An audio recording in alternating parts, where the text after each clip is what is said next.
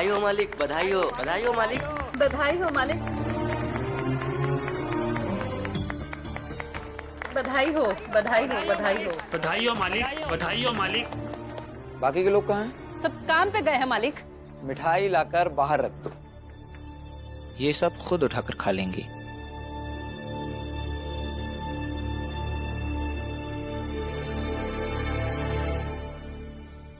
खाओ, तुम लोगों के लिए ही है। जी जी मालिक।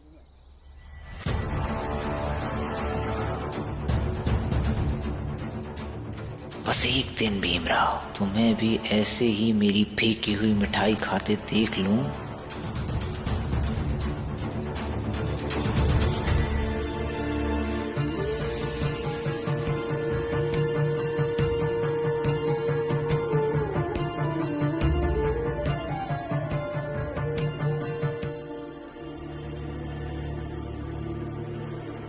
बुढ़िया,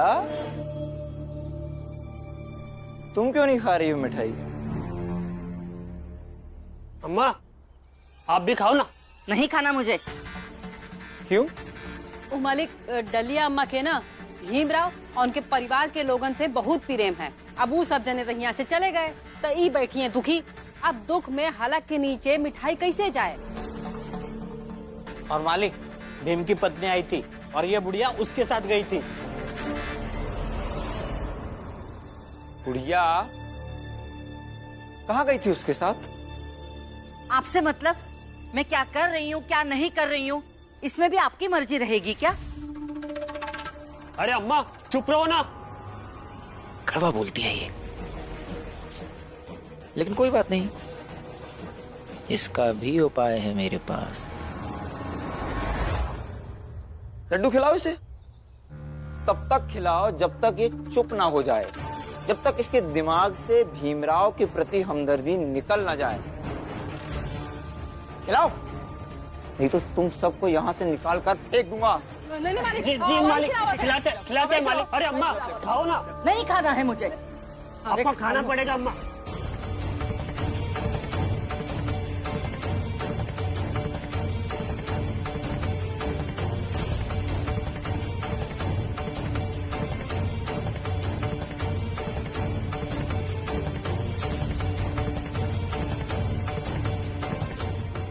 अम्मा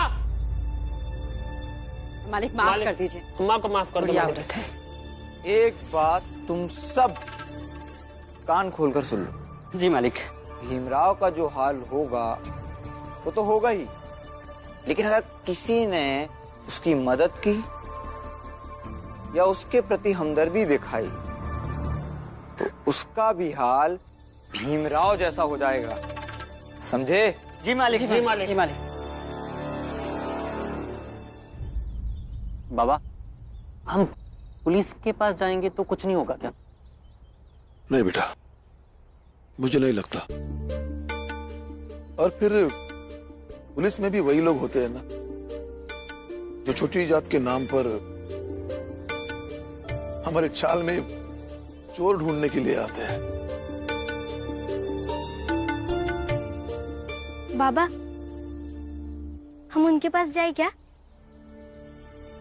किनके पास? वही जो ये बनना चाहते हैं। बैरिस्टर? हाँ बाबा, वही। अच्छा, और पैसे कहाँ से दोगी? उनको पैसे देने के लिए पैसे नहीं चाहिए? इन दोनों बाप बेटे की 4 महीने की कमाई भी मिलकर उतनी नहीं होती। और बाप का दूसरा बेटा कुछ कमाता भी नहीं है, यही कहना चाहती है ना आप? क्यों ये सब बातें आप बार बार कहती रहती है? आप प्लीज थोड़ी देर के लिए शांत रहिए ना, मुझे कुछ सोचने तो दीजिए। सोचो। भीमराव,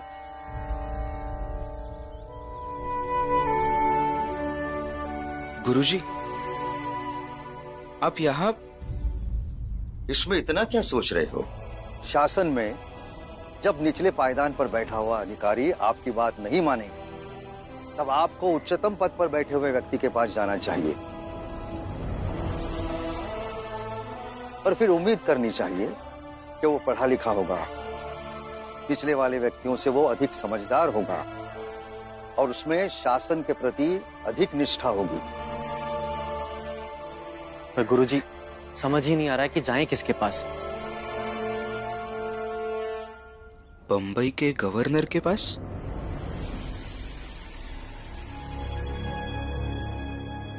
भीम बेटा, कैसी बातें कर रहे हैं? बंबई का गवर्नर भला हमसे क्यों मिलेगा?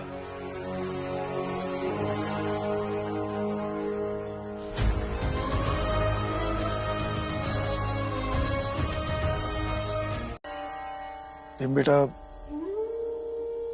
मैं इस घर का मुखिया हूं, इसलिए उस समय परिवार वालों की तकलीफ, उनकी परेशानी मेरी इस वर्दी की गरिमा पर हावी हो गई,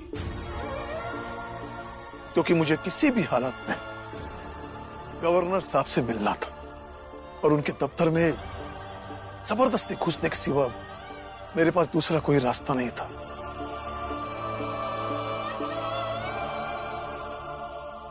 एक रास्ता है बाबा, जिससे हम गवर्नर साहब से मिलेंगे भी और हमारी आवाज उन तक पहुंचेगी भी। कबीरा, जब हम पैदा हुए जग हंसे हम रोए, ऐसी करनी कर चलो हम हंसे जग रोए। चदरिया झीनी रे झीनी, चदरिया झीनी रे झीनी, चदरिया झीनी रे झीनी, चदरिया झीनी रे झीनी। हमें गवर्नर साहब से मिलना था। ये कब आ गए आप? अरे ये तो सुबह वाले ही है ना? हाँ ये वही है। ये क्या तमाशा लगा के रखे हैं? भगाओ इन्हें। अरे ये को बताते हैं, चल चलो। 5 तत्व की पूनी, 9-10 मास बुलन को लागे, मूरख मैली किन्हीं चदरिया झीनी रे झीनी, चदरिया झीनी रे झीनी।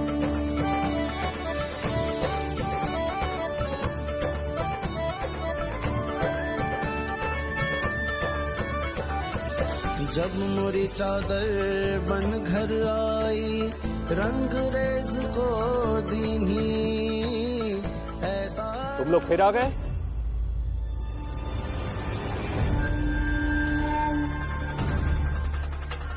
चलो निकले हो यहाँ से।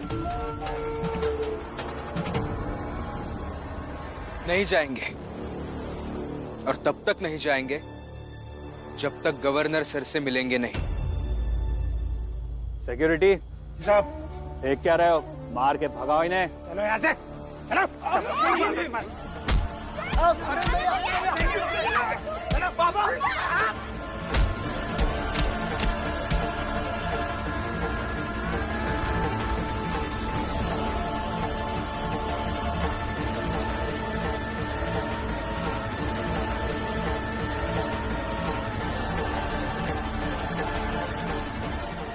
रुको, रुको।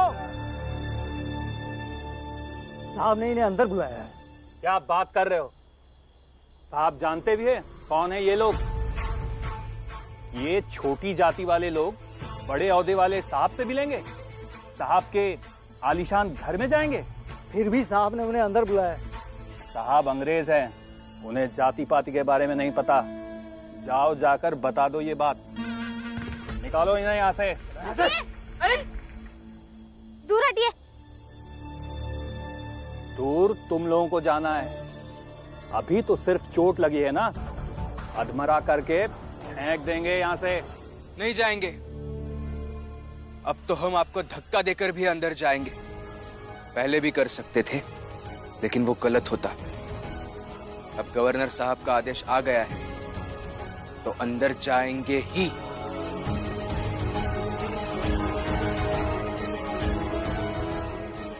चलो बाबा।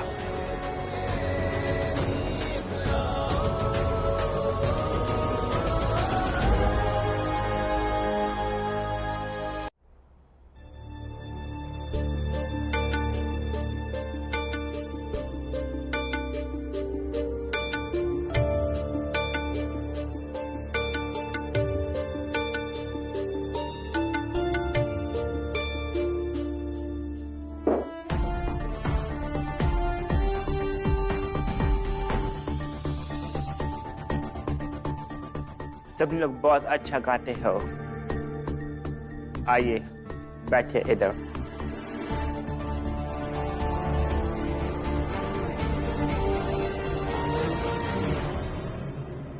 अरे तुम लोग नीचे क्यों बैठ रहे हो? इधर बैठो, वो कोई बैठने की जगह नहीं है।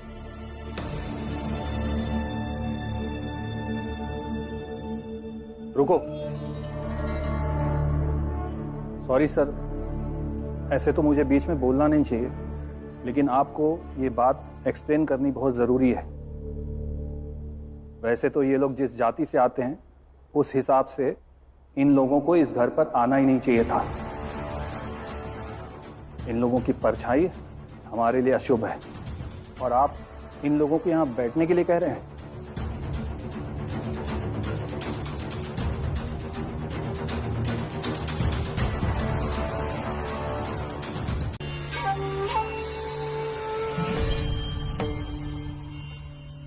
इतनी हिम्मत हो गई कि मेरे सामने सामान लेकर आ गए।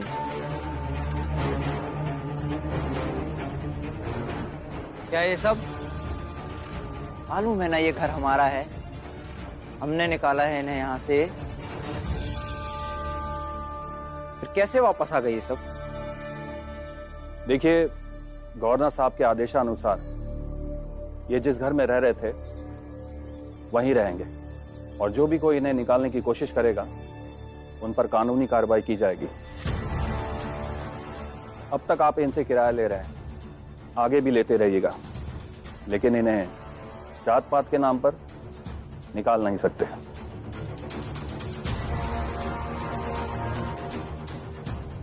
ऐसे कैसे बोल सकते हैं गवर्नर साहब? सिर्फ बोला नहीं है, लिख के आदेश दिया है उन्होंने। इसलिए आपका जो भी सामान है आप निकलवा लीजिए, हम इंतजार करेंगे।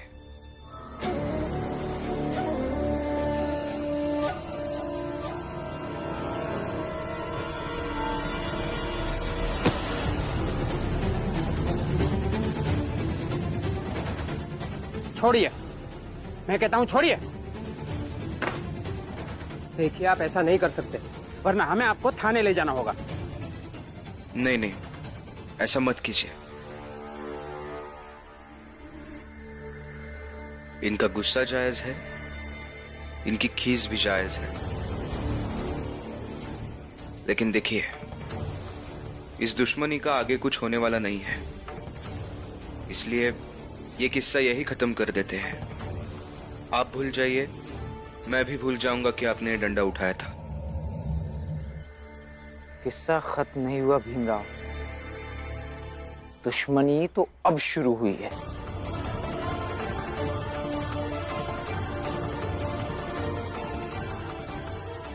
देखो आगे तुम्हारे साथ क्या क्या होता है। फिलहाल तो आप अपना सामान वहां से निकलवाइए। रुको,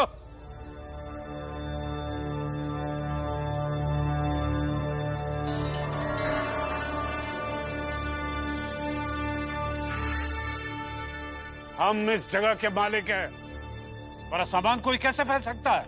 कानूनी आदेश है, निकालना तो पड़ेगा ही। निकालो अपना सामान। अब मैं आपका सामान निकाल के फेंक दूं? अरे बुढ़िया, बहुत औकात बढ़ गई है ना, तुम सब भुगतोगी। अब से इस चौर में भीमराव जितने दिन रहेगा तुम सबकी सजा उतनी ही बड़ी होगी।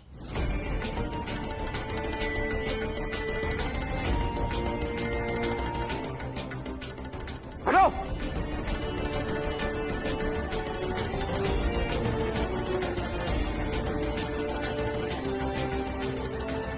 वैसे तो हम आपके पक्षधर हैं, लेकिन गवर्नर साहब का आदेश है, इसे मानने में ही आपकी भलाई है।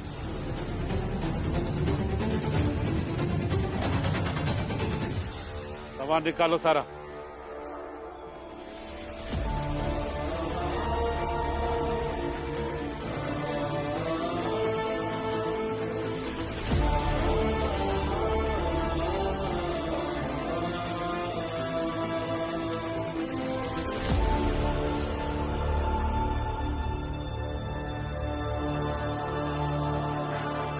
रुकिए।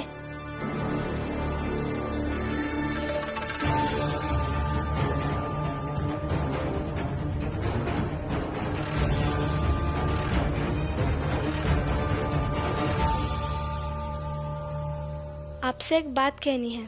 तू भी बोल आज। जब से आप कहकर गए थे तब से सोचा, नतीजा ये निकला कि पत्नी की जात एक ही होती है, पत्नी ना छोटी ना बड़ी।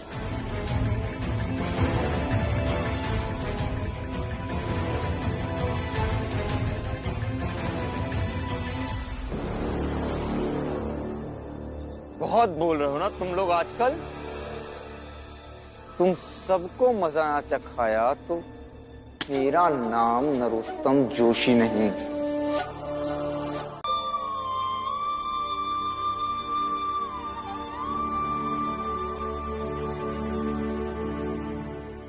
रमा, मेरा सर नहीं दर्द कर रहा है, जाके सो जाओ ना तुम।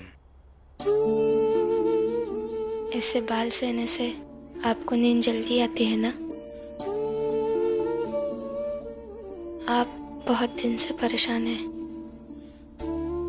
कॉलेज की पढ़ाई, उस नरोत्तम जोशी के साथ लड़ाई और घर वापस लौटने की जिद।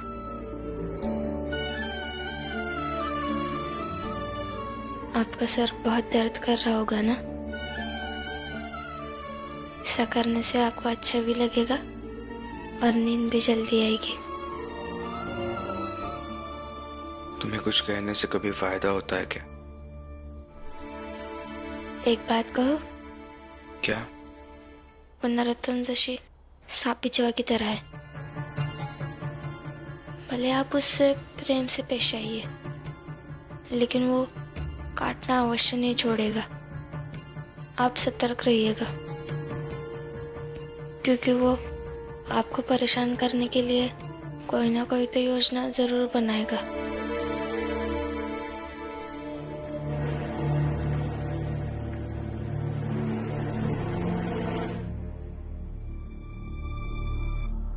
प्रणाम गुरुजी। नरोत्तम जोशी, तुम आओ आओ, लो कुर्सी ले लो। खुश रहो खुश रहो, ले लो कुर्सी ले लो, बैठो, खुश रहो। कैसे आना हुआ? गुरुजी आज मेरा जन्मदिन है। अरे वाह, शुभकामनाएं। कॉलेज से निकाला गया हूं ना, इसलिए घर आ गया आपका आशीर्वाद लेने। ये भेंट ले आया आपके लिए। क्या है? अरे इसकी क्या जरूरत थी? गुरुजी, कॉलेज में आपने हमेशा मेरा साथ दिया है, मुझे समझा है। उन सब के बदले इसे आप मेरी कृतज्ञता समझ लीजिए। तुम चिंता मत करो नरोत्तम, बस एक बार कॉलेज वापस आ जाओ, देखते हैं कैसे प्रिंसिपल साहब इन 2-4 शिक्षकों के बल पर हम सब ऊंचे जाति के लोगों की अवहेलना करते हैं। वो तो मैं आ ही जाऊंगा गुरुजी, लेकिन जब तक मैं नहीं आता उस भीमराव को समझ में आना चाहिए ना कि एक ऊंची जात के छात्र को कॉलेज से निकालने का क्या असर होता है, कॉलेज की पढ़ाई पर, व्यवस्था पर और माहौल पर। मैं कुछ समझा नहीं, क्या कहना चाहते हो? बस यही।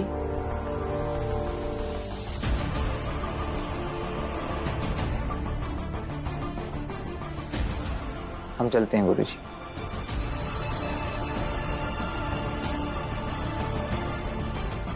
भीमराव, देखना कल तुम्हारा क्या हश्र करता हूं। रमा, ऐसे अप्रिय भाषा का उपयोग तुम्हें किसी के लिए नहीं करना चाहिए। अरे लेकिन वो नरोत्तम जोशी है ही बेकार आदमी, उसके बारे में बात कर रही हूँ तो उसे ऐसे ही भाषा होती है। चाहे जैसा भी हो, भाषा इंसान की पहचान होती है, उसके ऊपर ध्यान देना जरूरी है। क्या मैं गुस्से में भी ऐसे बात नहीं कर सकती? नहीं,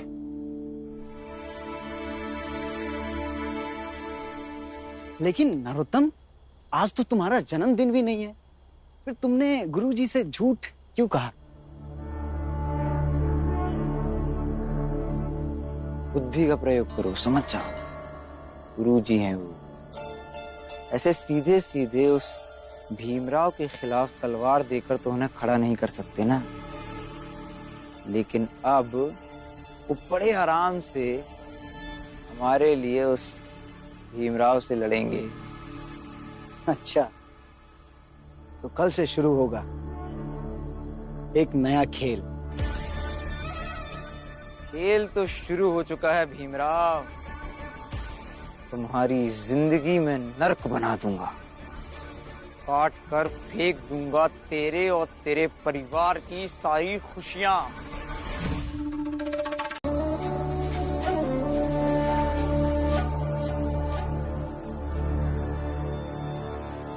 अरे तुम्हारे सेठ आए?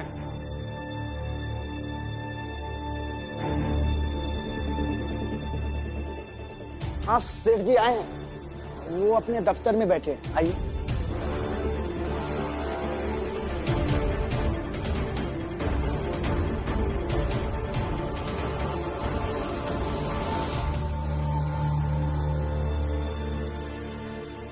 ये रेशम सेठ यहाँ?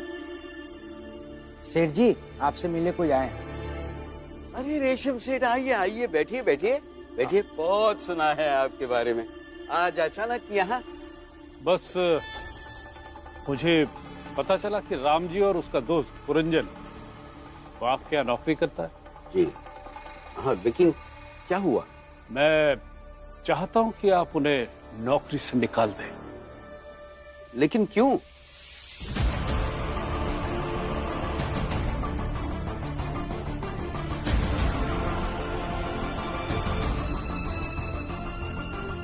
अगर तुम सब यहाँ रहना चाहते हो तो भीमराव और उसके परिवार को यहाँ से निकालो।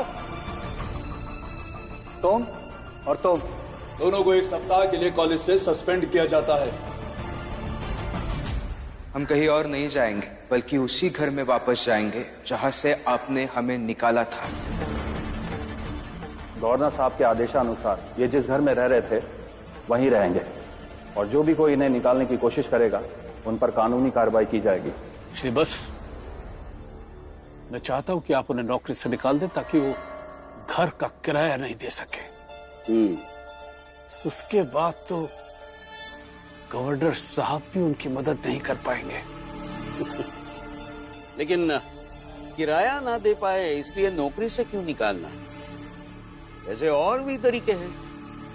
क्या? अब देखिए,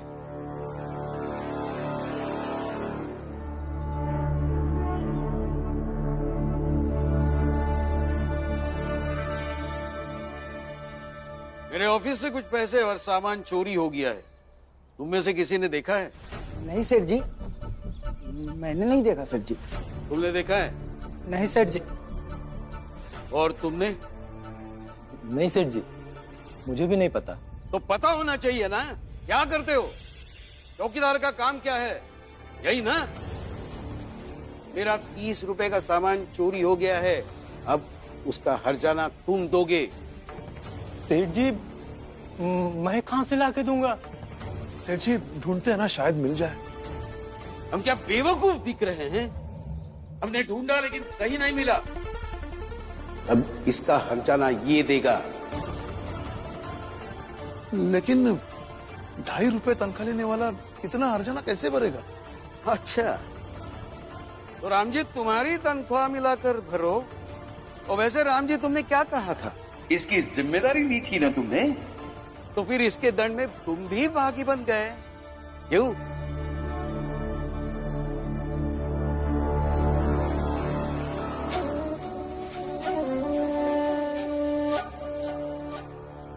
अच्छा, अब समझ में आया। आप एक खेल किसके कहने पर खेल रहे हैं? जा, चला जा गवर्नर साहब के पास, और हाँ, 1 महीने की तनख्वाह वक्त पे नहीं मिलेगी तो कैसे रहोगे उस घर में? अब बात मेरी ऊंची जाति के स्वाभिमान पे आ जाती है। ऐसे तो नहीं छोड़ूंगा तुझे।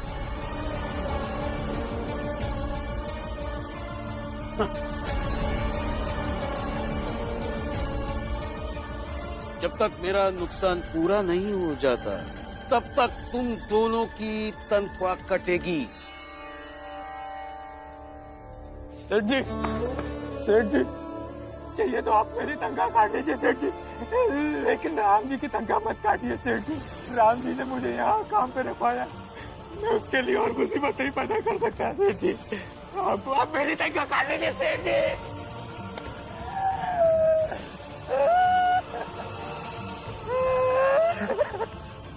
उठ, उठ।